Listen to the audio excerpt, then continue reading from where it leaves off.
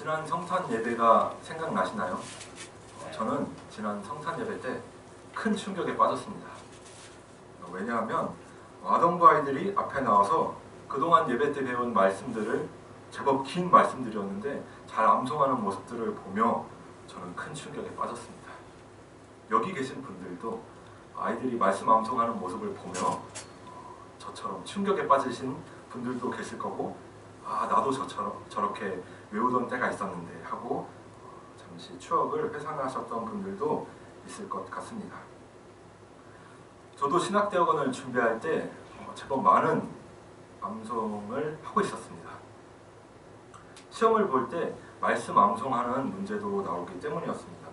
그런데 시험이 끝나고 나니 손 위에 모래알처럼 이 말씀들이 사르르 제 기억에서 빠져나가 버렸습니다. 그런 저의 모습이 찔려서인지 아이들이 말씀 암송하는 모습을 보며 큰 충격에 빠졌습니다. 그럼에도 저에게는 희망이 있습니다. 여러분에게도 희망이 있습니다. 창세기 1장 1절을 함께 외워보도록 하겠습니다. 시작! 태초에 하나님이 천지를 창조하시니라. 네. 우리 모두 최소 한 구절 이상은 외우고 있다라는 희망이 우리에게 있습니다. 성경을 한 번이라도 펴본 사람은 꼭 지나쳐가는 구절이죠. 그리고 말씀 암송을 목표로 하는 사람도 이 창세기 1장 1절은 꼭 외우고 지나가는 부분입니다. 우리 송파교회도 계속해서 성경 통독을 하고 있죠. 부디 창세기 1장 1절을 통과하는 우리 모두가 되기를 진심으로 소망해 봅니다. 네. 창세기 1장 1절을 보면 네 가지 단어가 나옵니다. 태초, 하나님, 천지, 창조. 이 네 가지만으로도 기독교를 설명할 수 있습니다. 이게 기독교다. 이게 우리 신앙의 정수다. 라고 말할 수 있습니다.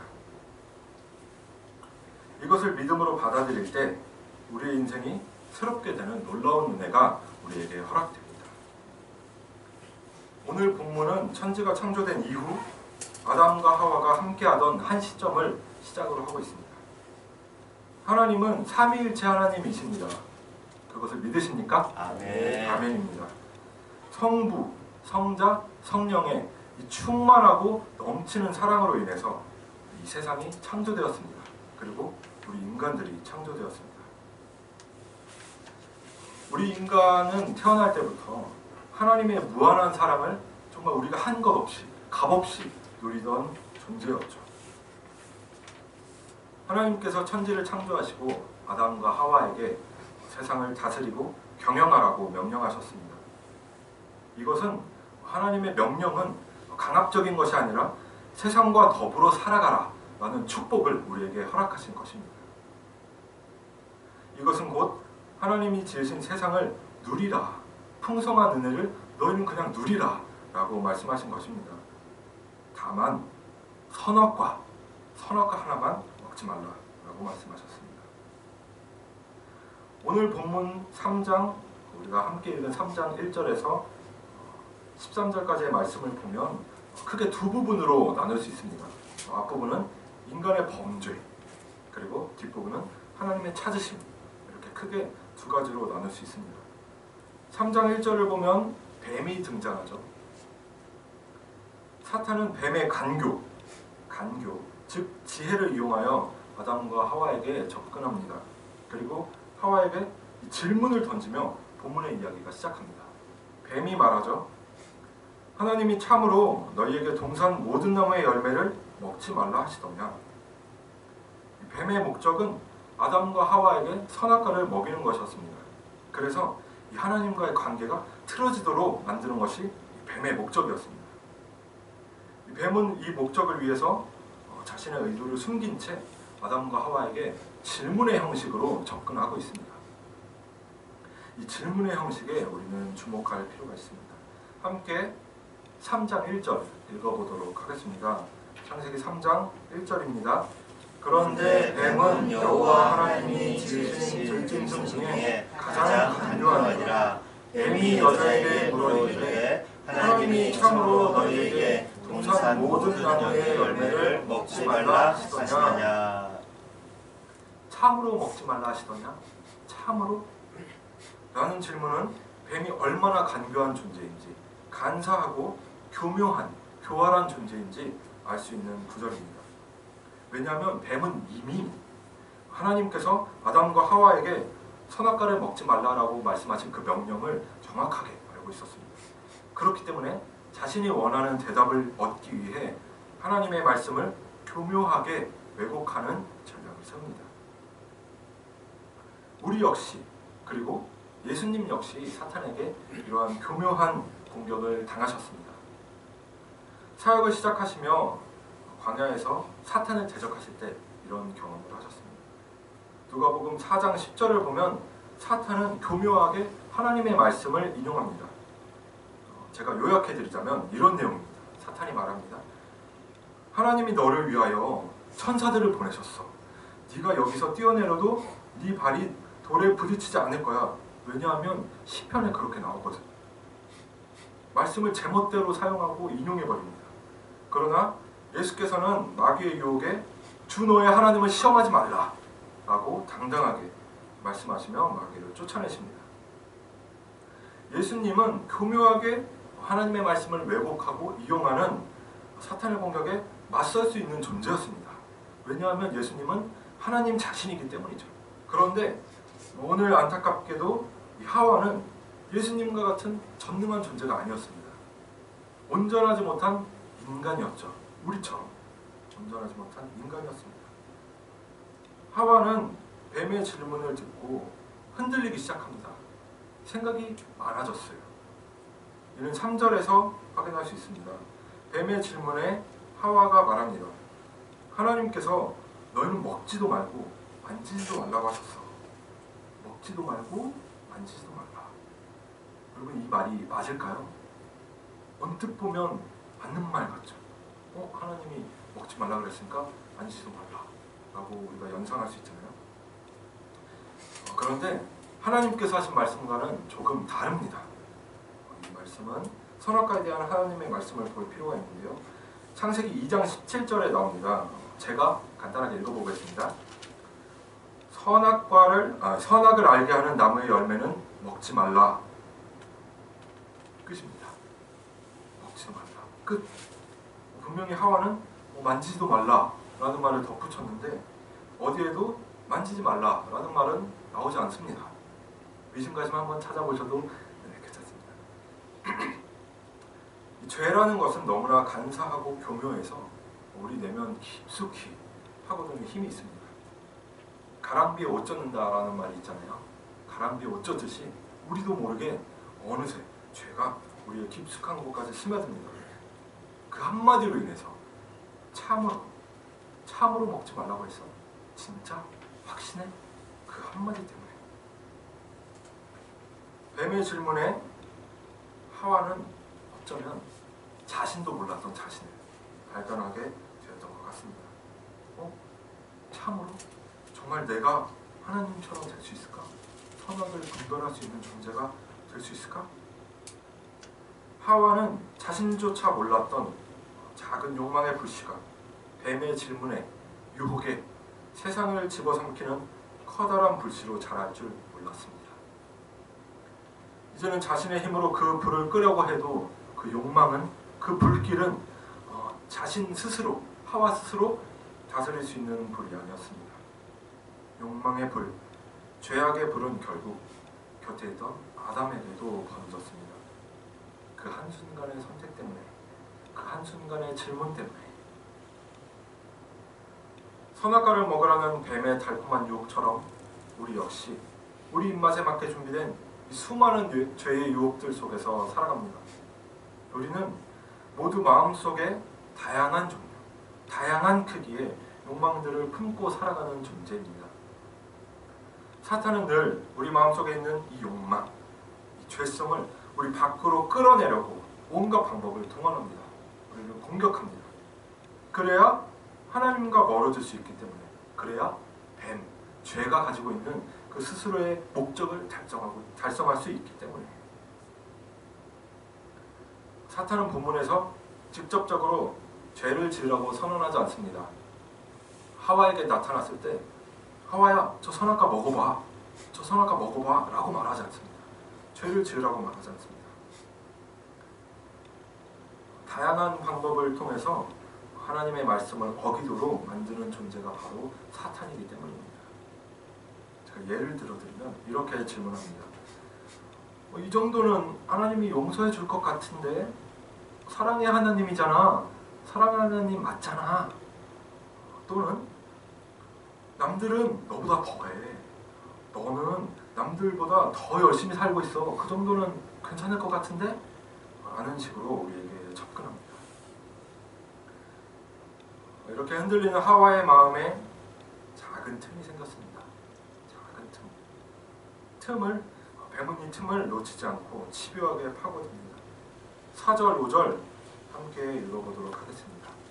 4절, 5절입니다. 뱀이 여자에게 이르되 너희가 결코 죽지 아니하리라. 너희가 그것을 먹는 날에는 너희 눈이 밝아져 하나님과 같이 되어 선악을 알 줄 하나님이 아시느니라. 아멘. 6절에서 결국 하와는 선악과를 따먹고 맙니다. 곁에 있던 아담도 함께 선악과를 먹게 되죠. 그리고 하나님과의 관계가 틀어지는 끔찍한 결과를 맞이합니다. 이 뱀이 접근하던 그때 만약 하와가, 그때 만약 아담이 하나님, 이 선악과 먹으면 안 되는 거죠? 뱀이 참으로 그랬냐고 묻는데 하나님, 저는 확신이 없습니다. 하나님이 했던 그 말씀이 잘 기억나지 않습니다. 저 어떻게 하나요? 라고 물었더라면, 그 순간에 하나님을 찾았더라면 아담과 하와 그리고 우리의 인생은 어떻게 달라졌을까요?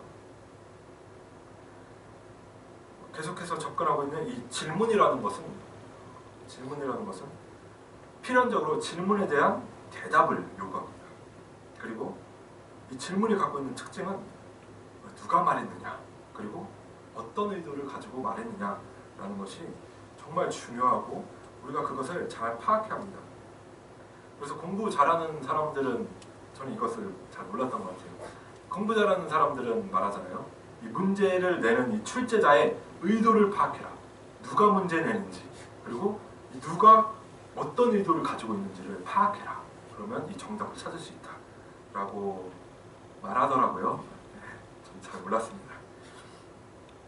문제를 낸 사람이 누구인지, 그 사람이 어떤 의도를 가지고 있는지 우리가 잘 파악해야 그 정답을 찾아낼 수 있다는 것입니다. 그렇다면 이 모든 본문의 본질, 이 선악과에 대해 말했던 존재, 그리고 선악과를 먹으면 어떻게 되는지를 말했던 존재가 누구인지 아담과 하와는 기억하고 찾았어야 했습니다. 그들을 창조하고 풍요로운 삶을 그저 거저주신 그 존재를 기억했어야 했습니다. 뱀은 선악과에 대한 명령을 했던 존재가 맞나요? 아니었죠. 선악과를 만든 사람도 만든 존재도 아니었고 이것을 먹으라고 말했던 존재도 아니었습니다. 그러나 아담과 하와는 뱀이 어떤 의도를 가지고 있었는지 알려고 하지 않았습니다. 하나님의 말씀에 비추어 뱀을 바라보지 않았습니다. 이 뱀의 질문은 죽음을 부르는 질문이었습니다. 하나님과 영생을 누릴 수 있었던 인간은 그 질문으로 인해서 이 죽음을 기다리는 존재가 되었고요. 하나님과 동행하던 인간은 하나님을 두려워하며 하나님의 낯을 피해 나무 사이로 숨는 존재가 되었습니다. 이 뱀의 질문 하나로 믿음으로 대처하지 못했던 인간은 그 한순간에 이러한 존재가 되었습니다. 그들은 서로의 수치를 감싸주기는커녕 서로를 피하고 서로를 탓하고 하나님을 피하는 존재가 되었습니다. 뱀의 질문으로 시작된 선악과 이야기는 결국 하나님과의 단절, 죽음의 이야기로 끝나는 듯 했습니다. 그렇게 온갖 패배의 그림자가 아담과 하와를 덮어오던 그때 어디선가 소리가 들립니다. 함께 9절 말씀 읽어보도록 하겠습니다. 3장 9절입니다. 여호와 하나님이 아담을 부르시며 그에게 이르시되 내가 어디 있느냐. 아멘. 아멘. 아담과 하와야, 내가 어디 있느냐 하나님께서 아담과 하와가 어디 있는지 몰라서 물어보셨을까요? 아니죠. 그렇다면 하나님은 왜 그들이 어디 있느냐라고 물어보셨을까요? 하나님께서 아담과 하와를 찾은 이유는 자신들의 죄로 인해 떨고 있는 아담과 하와에게 다시 한번 은혜를 베풀기 위해서입니다. 그들을 하나님 자신의 품으로 다시 초청하기 위해서입니다. 내가 어디 있느냐? 하나님의 질문은 그들 스스로가 끊어버린 하나님과의 관계를 다시 회복시키기 위한 하나님의 은혜의 질문, 이 생명의 질문이었습니다. 죄로 인해 멀어진 하나님과의 관계는 하나님이 아니면 그 누구도 다시 가깝게 만들 수 없습니다. 우리가 죄를 짓고 회개하면 하나님께서 이 죄를 짓고 회개하면 우리가 한 잘못들이 즉각 해결되는 것은 아니죠. 왜냐하면 하나님께서 용서하셔야 관계가 회복되는 것입니다. 하나님의 접근, 하나님께서 먼저 우리에게 은혜를 베풀어 주시지 않으면 절대 우리는 하나님과 가까워질 수 없습니다. 하나님의 일하심은 본문을 보면 정말 아이러니하기도 하고 어떻게 보면 이상하기도 한 것 같아요. 왜냐하면 하나님 명령을 어긴 것은 우리 인간인데 오히려 하나님께서 먼저 용서하고 있다. 네가 어디 있느냐라고 우리에게 찾아오시기 때문입니다. 하나님의 질문에 아담과 하와는 다시 하나님 앞으로 나오는 기회를 얻게 됩니다. 나와서도 물론 서로를 탓하고 뱀을 탓하는 죄로 물든 인간의 모습을 우리는 성경의 본문에서 찾아볼 수 있습니다. 그럼에도 하나님 앞으로 나아오는 것, 이것이 정말 중요합니다. 하나님의 질문이 없었다면 그들은 계속해서 자신들의 수치와 죄의 두려움 속에서 평생을 떨었을 것입니다. 하나님의 심판을 기다리며 하나님의 낯을 피하는 정말 가련한 인생, 불쌍한 인생으로 남았을 것입니다. 그들에게는 죽음밖에 없었어요. 하나님에 대한 두려움과 죽음, 공포밖에 없었습니다. 그렇기 때문에 하나님의 질문은 생명을 살리는 질문이었습니다. 하나님의 질문에 대답해야 합니다. 비록 우리도 나무 사이로 숨은 존재일지라도 말입니다. 비록 우리가 무화과 잎으로 간신히 우리의 수치를 덮은 존재일지도 말입니다. 하나님은 어떻게든 우리와 함께 하고자 하시는 분입니다. 하나님은 어떻게든 우리에게 무화과 잎 대신 가죽옷을 입혀주고 싶어 하시는 분입니다. 우리를 찾으시는 하나님의 질문에 대답해야 합니다. 비록 우리 스스로 끊어버리고 우리 스스로 죄의 길에 섰더라도 하나님께서는 지금도 우리가 하나님의 질문에 대답하길 원합니다. 네가 어디 있느냐? 아무개야, 요한아, 네가 어디 있느냐? 라고 질문하고 계십니다. 본문을 통해 우리는 두 가지의 질문을 보았습니다. 첫째는 뱀이 하와에게 했던 유혹의 질문, 죄로 빠지게 하는 질문. 그리고 둘째는 아담과 하와를 찾던 하나님의 질문, 생명의 질문이었습니다. 오늘 우리는 어떤 질문에 응답하며 응하며 살아가고 있습니까? 어떤 질문을 가까이하며 살아가고 있습니까? 아직도 내 안에 가득한 욕망을, 이 욕망을 꺼내줄 이 뱀의 질문을 기다리고 있는지, 나를 죄에서 꺼내주실 하나님의 질문을 기다리며 살아가고 있는지, 하나님의 질문에, 하나님의 찾으심에 응답하시기 바랍니다. 내 안에 가득한 욕망과 죄로 오염된 현실이지만 하나님의 찾으심에 대답해야 합니다. 생명에 걸린 질문에 대답해야 합니다. 하나님, 제가 아직도 하나님 앞에 나아가기 어려운 정말 죄로 가득한 존재입니다. 그럼에도 하나님, 나는 앞으로 나아가겠습니다. 하나님의 질문에 응답하겠습니다. 라고 결단하는 우리가 되기를 진심으로 소망합니다.